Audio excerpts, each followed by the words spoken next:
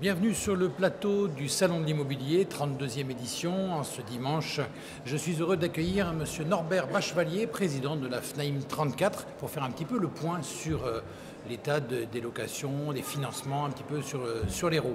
Alors justement, quelles sont les tendances actuelles? Les difficultés aussi, parce qu'il y a quand même pas mal de difficultés qui viennent. Disons qu'aujourd'hui, on va dire que le marché est porteur et que les financements sont aujourd'hui toujours aussi bas. Et on pense que ça va l'être jusqu'au moins jusqu'à la fin de l'année 2019.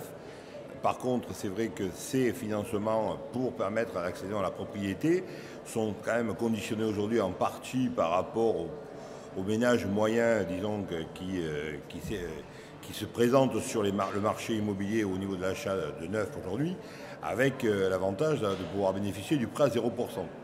Seul problème aujourd'hui, c'est que d'après les informations que nous avons au niveau fédéral et au niveau national, c'est que je pense que le gouvernement Macron n'est pas très enclin à vouloir continuer à faire bénéficier de ce prêt à 0%. Alors, est-ce qu'il sera remodelé, est-ce qu'il sera revu, corrigé?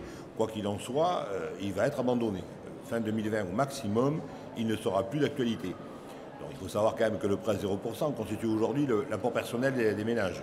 Donc, par le fait que, comme il était dit, il est à 0%, que c'est par rapport à un lissage qui est fait sur une durée de 20 ans ou 25 ans, où il se met en jeu qu'à la fin, quand le prêt principal s'éteint, et que donc, si aujourd'hui, dans les agglos comme Montpellier, Métropole et les agglos que ce soit à 7 ou Béziers, ça permet de pouvoir donner déjà 60 à 65 000 euros à une personne seule, 80 000 euros et voire jusqu'à 120 000 euros pour des couples avec enfants.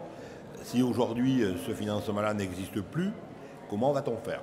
Il serait question qu'il soit supprimé que pour les zones B et C. Il serait peut-être. Oui, mais enfin, les zones B et C, les zones B et C sont quand même des zones importantes aujourd'hui au niveau économique et on ne peut pas aujourd'hui le négliger. Donc c'est vrai qu'aujourd'hui on s'est battu avec la Fédération des promoteurs également, parce qu'on est parti d'une académie ABCD, on s'est battu pour essayer de maintenir le B2 sur Béziers, sur Narbonne, sur Alès, qu'on a obtenu jusqu'à la fin de cette année.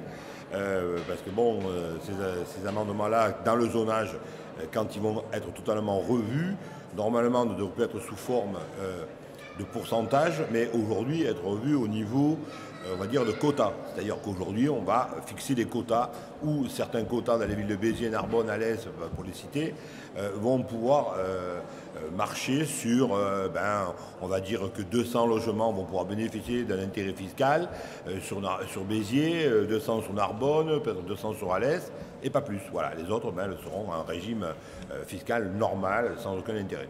Et en plus, il risque d'y avoir aussi une baisse des allocations. Voilà, donc aussi ce qu'on pense, c'est que l'allocation logement étant bien revue, l'APL rentre quand même aujourd'hui dans le créneau de financement des personnes, donc c'est quand même une aide qui est quand même substantielle, qui existe quand même aujourd'hui depuis 40 ans, parce qu'elle a été créée par M. Barre. Donc aujourd'hui, si elle disparaît aussi, ça va être quand même problématique. Ça veut dire qu'on risque d'avoir aujourd'hui une baisse du pouvoir d'achat pour ces ménages-là entre 30 et 40%. Et en plus, il y a aussi la Normandie qui va venir un petit peu ne pas faciliter les choses en plus. Oui, tout à fait. Donc, alors, Normandie, aujourd'hui, a recréé une loi suite un petit peu aux problèmes qui ont été évoqués et les problèmes graves qui ont été constatés sur Marseille avec les deux immeubles qui se sont effondrés. Donc aujourd'hui, ça, il ne veut plus que ça se reproduise. Et donc pour ce faire, il a mis en place une loi sur 223 communes françaises qui sont expérimentales. Donc Montpellier n'y en est pas, mais par contre Béziers en est. Sète en est, Alès en est, Uzès en est, Bagnols-sur-Cèze pour le Gard, donc sur le Languedoc-Roussillon, Narbonne. Donc ce sont des avantages qui vont permettre de pouvoir faire une Pinel dans l'ancien, c'est-à-dire pouvoir rénover les centres-bourgs de ces villes-là, le centre historique, les centres intérieurs, permettre à pouvoir des investisseurs d'acheter des maisons ou des appartements anciens dans les immeubles, de les rénover, surtout avec appuyer fort sur la rénovation énergétique, des nouvelles isolations, des nouvelles menuiseries, donc de telle façon que ces logements-là soient le moins énergivores possible, donc soient le plus économique possible, et permettront à ce moment-là de louer à des résidents en principal au même tarif et aux mêmes conditions qu'une loi Pinel normale. Voilà. Alors, il y a à peu près 6 000 personnes qui s'installent à Montpellier chaque année, mais si les prix augmentent comme actuellement ils augmentent, que ce soit les prix du foncier, les prix de la construction, qu'est-ce qu'on va faire? Est-ce qu'à force, on risque de perdre l'attractivité de la région et que des gens ne viennent plus? C'est possible. Donc je veux dire, aujourd'hui, l'attractivité, elle est galopante, elle est puissante, puisqu'aujourd'hui, 6500 personnes viennent sur l'agglo de Montpellier, sur la métropole de Montpellier, et 15 000, j'étais au vœu de M. Mesquina en janvier, sur le département que de l'Hérault.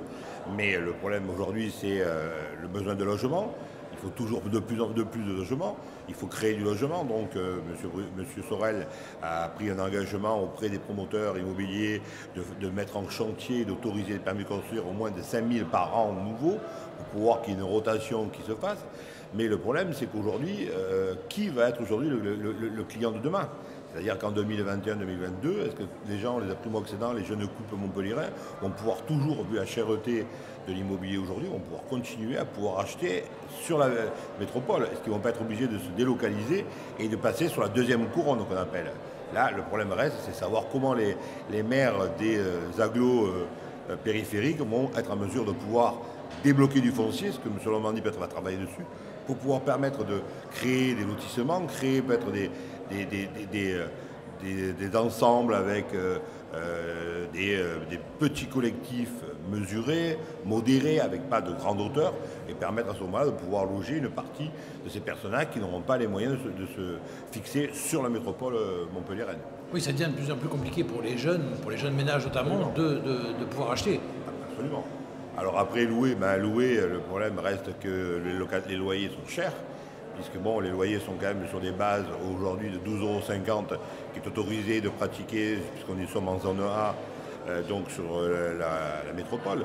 Et donc ça fait quand même un loyer quand même conséquent pour les ménages. Donc ça veut dire que ça amène avec une obligation d'avoir des revenus au minimum pour un P2, un petit couple qui prend un P2 en location qui va coûter entre 600 et 650 € par mois, il a l'obligation d'avoir à peu près entre 2000 et 2200 € de revenus minimum pour pouvoir se loger.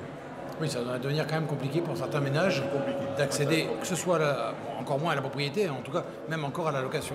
Ah oui. Comment vous voyez l'avenir quand même? Vous êtes plutôt pessimiste ou...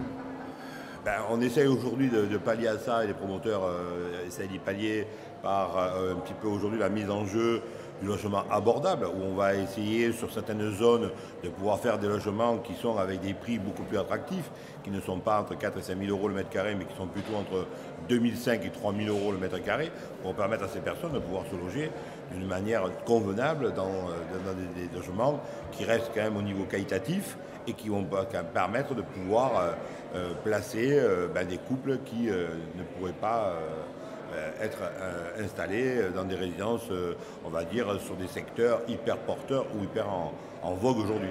Mais alors, on est dans une spirale un petit peu vicieuse, parce que les terrains sont de plus en plus chers, il n'y en a pas beaucoup, donc les terrains sont de plus en plus chers, le coût de la construction, lui, ne baisse pas, il augmente légèrement, il ne pourra pas baisser, et on arrive à des prix aujourd'hui où on est plus cher que qu'aux États-Unis, le prix du mètre carré devient absolument inabordable. Ah oui, c'est sûr. Aujourd'hui, on est même plus cher que Toulouse, donc il faut le savoir. Hein. Donc aujourd'hui, il y a quand même la 4e ville et qui est aujourd'hui notre capitale d'Occitanie.